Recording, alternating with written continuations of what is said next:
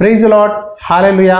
आज का दैनिक वचन है मत्ती रचित सुसमाचार अध्याय 6 वचन 24 में इस तरह लिखा है। मैं पढ़ता हूँ, ध्यान से सुनिए।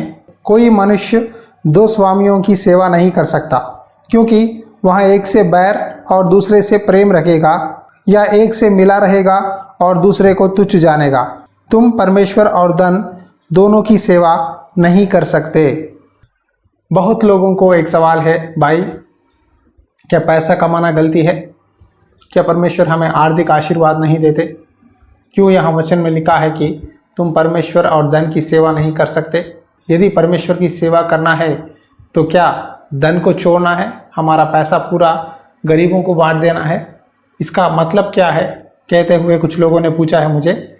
यहाँ परमेश्वर का वचन में लिखा है, कोई व्यक्ति दो स्वामियों की सेवा नहीं कर सकता। देखिए, अगर आप कुछ कंपनी में नौकरी करते हैं 9 घंटे या 10 घंटे के लिए दिन में, तो उस कंपनी में ही कर सकते हैं।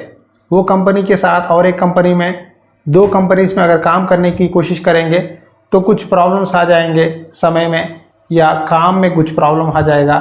इसी तरह हम परमेश्वर और धन की सेवा, दोनों की सेवा नहीं कर सकते। कोई व्यक्ति एक ही नाव पर चढ़ सकता है, दो नाव पर दो पैर रखकर मैं दो भी चलाऊंगा कहना गलती है। आज बहुत से लोग पैसे कमाने की लालच में नाइट ड्यूटी करते हैं, ओवर ड्यूटी करते हैं, लेकिन जितना भी कमाए मन में शांति नहीं रहती, मन में सुकून, समाधान, संतोष नहीं रहता। आज बहुत लोग कहते हैं, भाई हम पैसों की कमाने के लिए बहुत कोशिश करते हैं, बहुत नौकरियां करते हैं, बहुत बिजनेस प्लान्स करते हैं, लेकिन मन में शांति नहीं है। मैं आपसे कहना चाहता हूं, आप पैसों के पीछे मत भागो, परमेश्वर की ओर मुड़ो, परमेश्वर की इच्छा जानो अपने जीवन में, क्योंकि वचन में लिखा है तुम दो स्वामियों की सेवा नहीं कर सकते। जो काम परमेश्वर ने आपको दिया है उसके साथ संतुष्ट रहिए।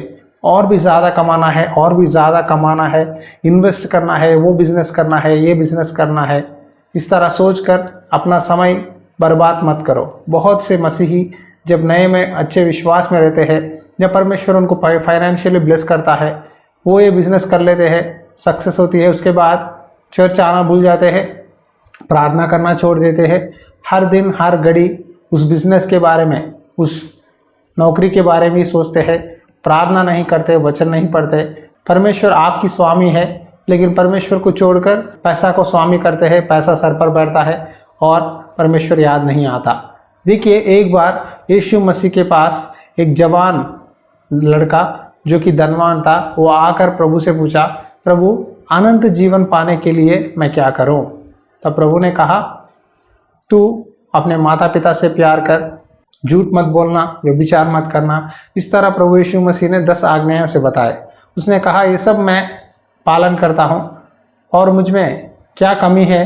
तब प्रभु ने कहा, एक चीज़ तुझ में कमी है, तू अपना धन संपत्ति सब बेचकर कंगालों को दे और वापिस आ और मेरी उपासना कर, मेरे पीछे फॉलो कर। तब वो व्यक्ति बहुत धन रहने के कारण अपना धन नहीं छोड़ सका और उदास के साथ वापस चला गया। तब प्रभु यीशु मसीह ने कहा, क्या ही मुश्किल है कि एक धनवान स्वर्ग के राज्य में प्रवेश करे। शायद ऊंट एक सुई के अंदर घुस जाए, लेकिन धनवान स्वर्ग के राज्य में प्रवेश करना बहुत मुश्किल है।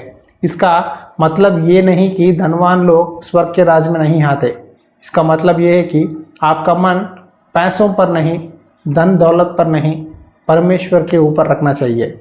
आज बहुत से लोग जब परमेश्वर उनको आशीर्वाद देते हैं, ब्लेस करते हैं, थोड़े दिनों के बाद, थोड़े सालों के बाद प्रार्थना भूल जाते हैं, उपवास प्रार्थना भूल जाते हैं, चर्च भूल जाते हैं, परमेश्वर से संगति नहीं रखते, बाइबल नहीं पढ़ते। अगर कुछ कहे तो कहते हैं मुझे सब कुछ मालूम है, मैं बाइबल बहुत बार पढ़ लिया है, बहुत सारे मैसेजेस मैंने सुना है, मुझे कोई सुनने की ज़रूरत नहीं है, क्या सही है क्या गलत है सब कुछ मुझे पता है, कोई मुझे बोलने की ज़रूरत नहीं है। इस तरह कुछ लोग बोलते हैं, इसीलिए अपने आत्मिक जीवन में गिर जाते हैं, परमेश्वर से संगति नहीं रहती और उनका स्वामी धन हो जाता है। आज परमेश्वर कहते हैं तुम धन और परमेश्वर दोनों की सेवा नहीं कर सकते, किसी एक का ही कर सकते हैं। आज परमेश्वर से एक वाचा बांधिए, प्रभु अगर मैं तुझे छोड़कर पैसे की ओर दौड़ रहा हूँ, सांसारिक चीज़ों पर मन लगा रहा हूँ, तो मुझे माफ़ कर, मैं अपना मन तेरे ओर मोड़ता हूँ, पहला पोजीशन तुझे देता हूँ, जो भी तू कहे वही करूँगा।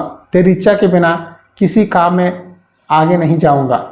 बहुत से लोगों को आर्थिक नुकसान, कर्जे क्यों हो रहे पता है? परमेश्वर से नहीं पूछते, परमेश्वर की इच्छा नहीं जानते। खुद की इच्छाओं को पूरा करने के लिए वो कर्ज, ये EMI वो EMI लेते हैं और गड्ढे में गिर जाते हैं। फिर बाहर नहीं निकल सकते, प्रार्थना नहीं कर सकते, हर समय पैसों के बारे में सोचते रहते हैं। आज शैतान का एक अस्त्र है पैसा। पैसा आपके ऊपर फेंकता है और आपको परमेश्वर से दूर लेके जाता है। सावधान रहिए, परमेश्वर की उपासना करो, परमेश्वर की इच्छा जानो। आप परमेश्वर की मार्ग में चलेंगे, परमेश्वर की इच्छा को जानेंगे तो धन दौलत सब कुछ आपके पीछे आएगा। हालेलुया। आंखें बंद करिए, एक छोटी सी प्रार्थना करेंगे। अनुग्रहकारी दयालु परमेश्वर, प्रार्थना करता हूँ आज बहुत से लोग तुझे छोड़कर धन के पीछे भागते हैं। तू हमारा सृष्टि करता है, हमें आशीर्वाद देने वाला तू है। हमारे नौकरी में, हमारे बिजनेस में, हमारे सेवकाई में, हर जगह हमें सफलता देने वाला ईश्वर तू है पिता। आज बहुत से जवान लड़के लड़कियां और बड़े लोग प्रभु जो पैसों कमाने के लिए बिजनेस करते हैं, वहाँ यहाँ भागते हैं, घूमते हैं, लेकिन जीवन में शांति नहीं रहती, संतुष्ट नहीं रहते। आज तू कहता है तू मेरी उपासना कर, तेरे पीछे धन सब कुछ पीछे भाग कर आएगा। प्रभु आज आपने एक सुंदर वचन के द्वारा हमें चेतावनी देने के लिए धन्यवाद करता हूँ। प्रभु तू हमारा मालिक है, तू हमारा गुरु है, तू हमारा परमेश्वर है। तुझसे ज़्यादा किसी चीज़ को हमारे ज़िंदगी में जगह देने ना दे पिता। तेरी पवित्र आत्मा उंडेल कर ये वचन सुनने वाले हर एक भाई बहन को आशीष दे। उनका दिल, उनका मन तेरे ऊपर लगाकर प्रार्थना करने के लिए सहायता कर। ये प्रार्थना विनती यीशु मसीहा नाम पे करता हूँ पिता, आमीन आमीन। समझ गए? पहला स्थान परमेश्वर को दो। आपका मालिक और स्वामी परमेश्वर है, धन नहीं। प्लीज़ इन संदेशों को सिर्फ देखना ही नहीं, आपके दोस्तों को, आपके चर्च के बिलीवर्स को शेयर करो। और लॉर्ड्स हाउस चैनल को अब तक आपने सब्सक्राइब नहीं किया है तो सब्सक्राइब कीजिए, ताकि आपको हर दिन दैनिक वचन आपको नोटिफिकेशन के द्वारा पहुंचेगा। प्रार्थना कीजिए इस सेवकाई के लिए। अगर परमेश्वर ने आपको प्रेरणा दिया है तो आप इस सेवकाई में सपोर्ट कर सकते हैं और भाग ले सकते हैं। अधिक जानकारी के लिए व्हाट्सएप नंबर पर आप हमें मैसेज कर सकते हैं। God bless you. परमेश्वर की आत्मा सदा आपके साथ बनी रहे। आमीन।